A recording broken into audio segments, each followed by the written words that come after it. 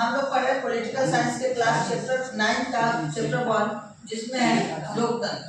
Class 10 का जो political science है चैप्टर 1 जिसमें है लोकतंत्र पढ़ना। क्या पढ़ना? लोकतंत्र। लोकतंत्र किसे कहते हैं? तो हमने बताया कि जनता के हित में जनता के द्वारा चुने गए प्रतिनिधि को ही क्या कहते हैं? लोकतंत्र। चुने गए प्रतिनिधि को लोकतंत्र कहते हैं। लोकतंत्र के बारे में बात करें तो एक दो तरह के बांटे हैं। एक जो हो गया लोकसभा, एक तरफ हो गया राज्यसभा। अब हमने लोकसभा राज्यसभा को छोड़ दिया। हमने कहा एक तरफ केंद्र सरकार में जो लोकसभा काम करती है, एक तरफ राज्य में जो विधानसभा या विधान परिषद काम करती है। उस तरीके से चलिए देखिएगा, लोकसभा में जो होते हैं कितने सदस्य होते हैं? तो लोकसभा में 545 सदस्य, पर इसको दो सदन में बांट। पहला जो हो जाएगा जो 543 सदस्य होंगे जो चयनित होंगे, जो क्या होंगे? चयनित हो जाएगा। क्या होंगे? चयनित। अब ये जो हो गए दो जो हो गए ये मनोनीत होंगे। अब बात है इस चयनित क्या है और मनोनीत क्या है। अब बात करेंगे चयनित और मनोनीत की। तो चयनित उसे कहते हैं जिसे हम डायरेक्ट चुनेंगे तो उसे हो गया मनोनीत। जैसे कल से एक क्लास के मॉनिटर को एक क्लास टीचर सिलेक्ट करता है, वो हो गया मनोनीत।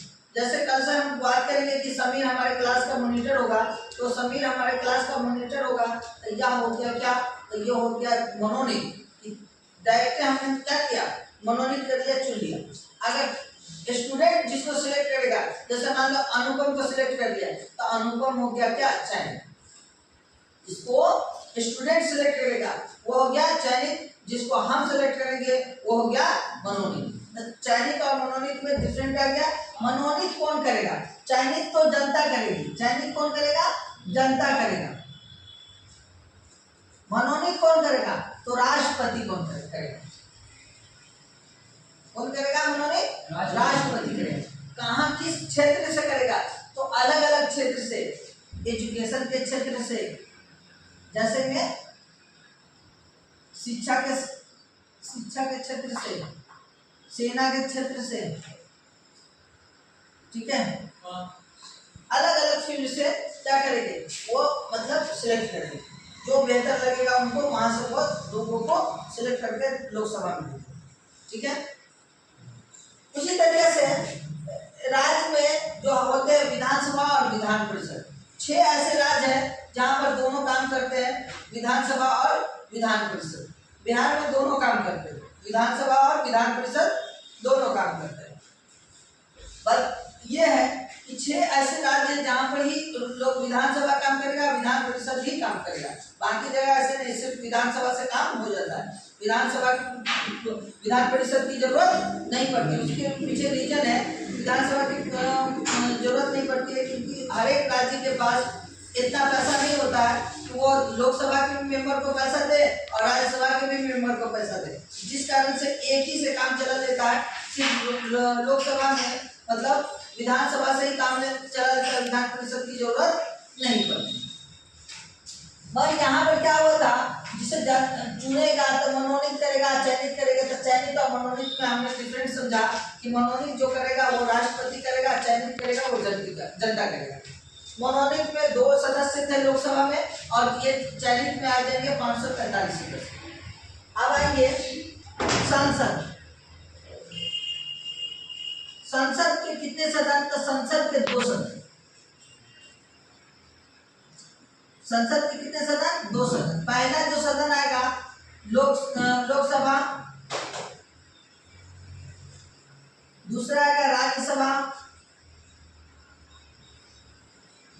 अब लोग क्या होता है, स्टूडेंट 90% स्टूडेंट यही समझते हैं कि संसद के 2 सदन होते हैं, लोकसभा राज्यसभा। हमारा संसद तैयार नहीं, संसद के 3 सदन मतलब कंप्लीट संसद जो होगा लोकसभा, राज्यसभा प्लस राष्ट्रपति मिलकर कंप्लीट संसद तैयार, यह होगा कंप्लीट संसद।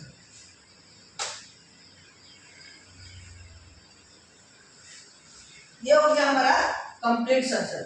तो हमने बताया कि संसद के कितने सदन, तो 2 सदन।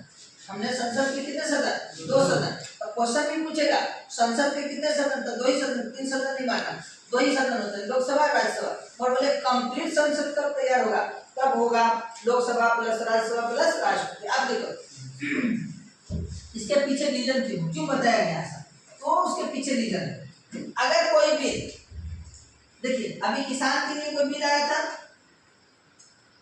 तो लोकसभा में पास हो गया, क्या हो गया, पास हो गया। कहाँ पास हो गया, लोकसभा में बिल पास हो गया। या बिल लोकसभा से कहाँ जाएगा, लोकसभा में बिल पास हो जाने के बाद राज्यसभा में जाएगा। कहाँ जाएगा बिल जाएगा राज्यसभा में। जब यहाँ से मंजूरी मिल गया तो यहाँ से भी मंजूरी मिल गया।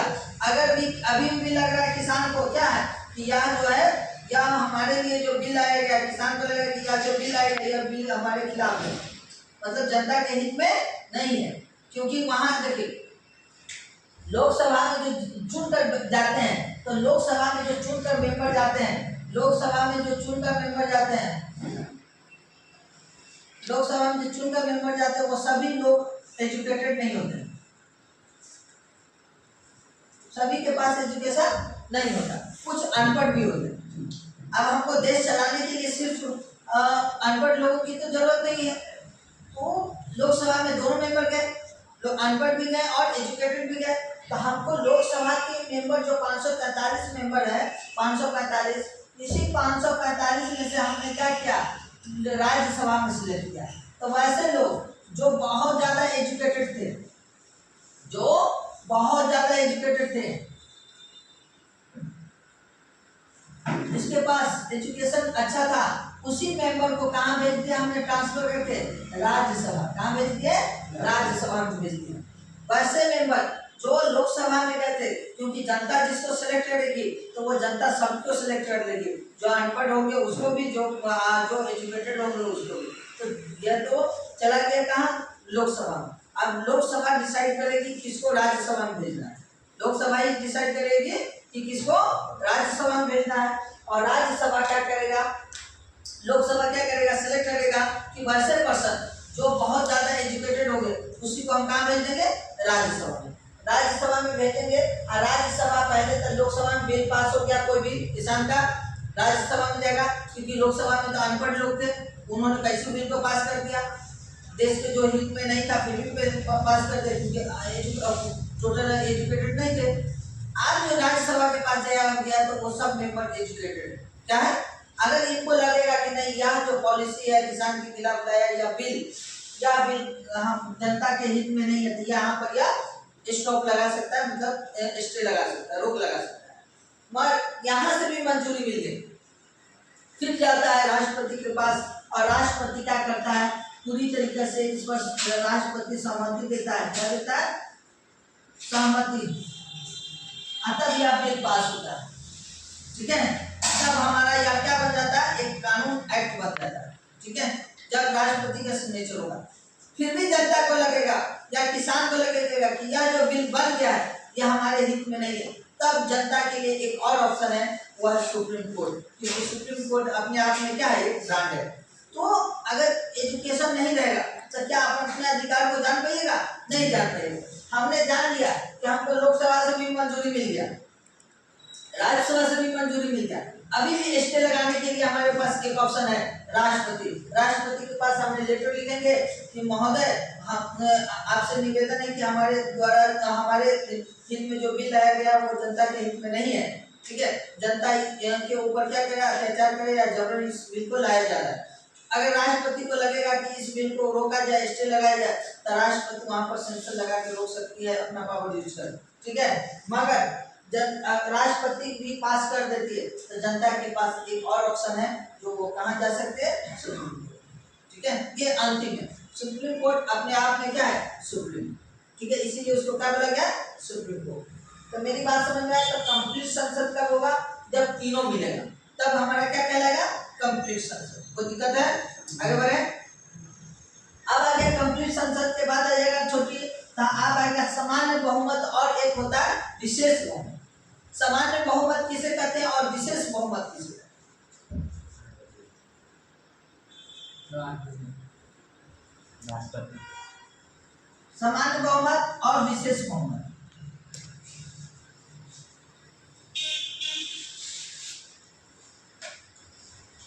सामान्य बहुमत मतलब क्या हो गया और विशेष बहुमत मतलब क्या हो गया।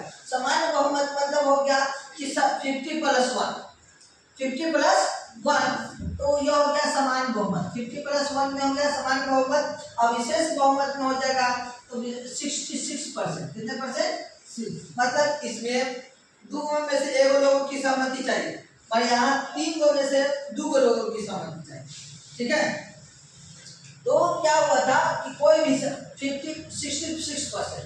अभी नरेंद्र मोदी का जो इलेक्शन हुआ था 24 में, उनका नारा था आपकी बार 400 पार। वजह क्या था कि अगर 400 पार आ जाता तो विशेष बहुमत आता। कौन सा बहुमत? विशेष बहुमत। तो विशेष बहुमत में विशेष बहुमत में आता तो कोई भी कुछ भी चेंज कर सकते, एनीवन। ठीक है, जो चाहते वो चेंज कर सकते, उसके ऊपर डिपेंड करता है, क्योंकि उसको रोकने वाला कोई नहीं था, क्योंकि उसके पास विशेष बहुमत था। मतलब 3 लोगों में से 2 लोगों की सहमति उसको मिल गई, मतलब 66% उसको सहमति मिली। तो वो हमेशा चाहेगा क्या कि विशेष बहुमत जिसके पास, जिस सरकार के पास आ जाएगा। इसीलिए नारा दिया था 400 पार। अब की बार 400 पार, अगर 400 पार आ जाता तो कुछ भी चेंज कर हो सकता था, संविधान को भी हटा सकता था, मगर संविधान को हटाना इतना पॉसिबल ही नहीं है, क्योंकि संविधान में से ही हमारा देश चल रहा है, वो नहीं चलेगा। क्योंकि इससे पहले मनुस्मृति का शासन क्या था, शासन था। अब देखिए मनुस्मृति का शासन था, ऐसा नहीं है कि मनुस्मृति को क्या बी आर अम्बेडकर साहब ने उसको जला दिया। मनुस्मृति एक बुक है जो आप लोगों का धर्म ग्रंथ बुक है कि नहीं। तो मनुस्मृति बुक को क्या किया था, बी आर अम्बेडकर साहब ने जला दिया था और उसका स्टेटमेंट लोगों ने गलत दिया था। गलत था कि बी आर अम्बेडकर साहब को क्या संस्कृत का ज्ञान नहीं था। अरे जिनके पास डिग्री की कमी नहीं, वो उनके पास संस्कृत का ज्ञान नहीं था। तो लोगों ने के बीच में गलत भावना पैदा किया कि मनुस्मृति क्या था, मनुस्मृति बोला कि जो शूद्र है, 4 मतलब धर्म में बांटे थे। ठीक है, वैश्य, शूद्र और 4 धर्म कौन कौन था? पहला था वैश्य, याद नहीं आ रहा, 4 धर्म हुआ। ठीक है, वैश्य, शूद्र, 2 तो याद है, वैश्य, शूद्र, ब्राह्मण, क्षत्रिय, याद है, ब्राह्मण, क्षत्रिय, वैश्य, शूद्र, 4 धर्म हुआ। शूद्र का बोला कि 500 जन्म, शूद्र का किसी का 500 जन्म होगा? कभी नहीं होगा। तो इसीलिए मनुस्मृति ने बोला कि नहीं ये गलत है, शूद्र का 500 जन्म हो ही नहीं सकता। तो इसीलिए यह बात को स्टेटमेंट गलत के लेकर महात्मा गांधी को लगेगा, बी आर अम्बेडकर को लगा कि हमारे ऊपर अत्याचार हो रहा है, इसीलिए उनको काटा के विरोध का जगह दिया। ठीक है, इससे पहले मनुस्मृति का कानून हुआ करता था, बहुत सारे अत्याचार होते थे। तो इसीलिए संविधान बोला। संविधान इतनी खूबसूरत चीज है कि सभी को इक्वलिटी दिया, समानता दिया, सभी का अधिकार दिया, जीने का तरीका सिखाया, जीने का राह दिखाया। ठीक है, उसी से हम लोग एक क्या करते हैं, उसी के दायरे कोई भी मंत्री हो या विधायक जब शपथ लेते तो संविधान का ही शपथ लेते। ठीक है, इसलिए संविधान को सर्वोच्च माना गया है, जिस संविधान से चलता है। संविधान में पहली बार संशोधन 1951 में हुआ था, उसके बाद अभी तक मतलब संशोधन चलते रहता है। और संविधान के प्रस्तावना में कोई भी संशोधन नहीं किया जा सकता। प्रस्तावना को ही बोलते, हमारे जैसे घर का नींव होता है, पिलर होता है, उसी तरीके से प्रस्तावना में पिलर होता है। तो संविधान के प्रस्तावना में कोई भी चेंजिंग नहीं किया जाता है। तो हमने बताया कि विशेष बहुमत जिस सरकार को, जिस गवर्नमेंट को मिलेगा तो विशेष बहुमत मिलेगा, तो वो जो होगा वो कोई भी चेंजिंग कर सकता है। और समान बहुमत में ऐसा नहीं है। अगर जम्मू एंड कश्मीर का, देखिए जम्मू एंड कश्मीर को क्या कर दिया था, राज्य को ही तोड़ दिया था, राज्य को तोड़कर केंद्र शासित प्रदेश कर दिया। अगर किसी के पास पावर है तो क्या किसी के घर को तोड़ दीजिएगा? अगर कोई आएगा हमारे घर में आके कहेगा 5 भाई को अलग कर दीजिए, तो क्या ये होगा? नहीं हो सकता है ना। कोई दूसरा आगे तोड़ देगा हमारे घर पे, तो क्या अत्याचार हो रहा है मेरे ऊपर? राज्य की सहमति, हमारी भी सहमति होनी चाहिए कि हम कहेंगे कि हमारे 5 भाई 5 अलग हो जाए, तो ये हमारी सहमति है। कोई आगे जबरन कर देगा तो क्या ये गलत है? उसी तरह राज्य सरकार घुसा केंद्र में गया और जाके राज्य सरकार केंद्र सरकार गया राज्य में और क्या किया, राज्य को 2 पार्टों में तोड़ दिया। ठीक है, अब केंद्र शासित प्रदेश घुसे, कल हो गया ऐसा रहेगा तो बिहार में आके बिहार को 2 पार्ट में तोड़ देगा, बंगाल में घुसेगा बंगाल को तोड़ देगा। तो यह गलत है। हालांकि सुप्रीम कोर्ट इसमें स्टेटमेंट लिया था कि यह गलत है, क्योंकि किसी भी राज्य को तोड़ने के लिए उस राज्य की सहमति होनी जरूरी है, प्लस आधे राज्य की भी सहमति जरूरी है, प्लस आधे। यहाँ पर सरकार चाहती है, सरकार तो कुछ भी चेंज करती है, एनीवन कुछ भी चेंज कर सकती है, मगर यहाँ ऐसा नहीं था। यहाँ समान बहुत छोटे मोटे नागरिकता का कानून, प्रस्तावना, नागरिकता का कानून, भाषा वगैरह ये सब चेंज कर सकते हैं, सामान्य बहुमत ज्यादा कुछ बहुत छोटा मोटा चेंजिंग कर सकता है, बट इसमें ऐसा नहीं, इसमें राज्य को भी तोड़ सकता है। तो राज्य को तोड़ने के लिए जो कानून लाया था, जो 370 हटाया, 370 हटाना वो सही था क्योंकि वो असंवैधानिक था, क्योंकि उसको हटा दिया 370 जम्मू एंड कश्मीर से, तो वो सही था। मगर राज्य को तोड़ना ये गलत था, क्योंकि कल हो गया किसी भी राज्य को तोड़ देगा, आएगा क्योंकि बिहार को तोड़ देगा, बंगाल को तोड़ देगा, उत्तर प्रदेश को तोड़ देगा।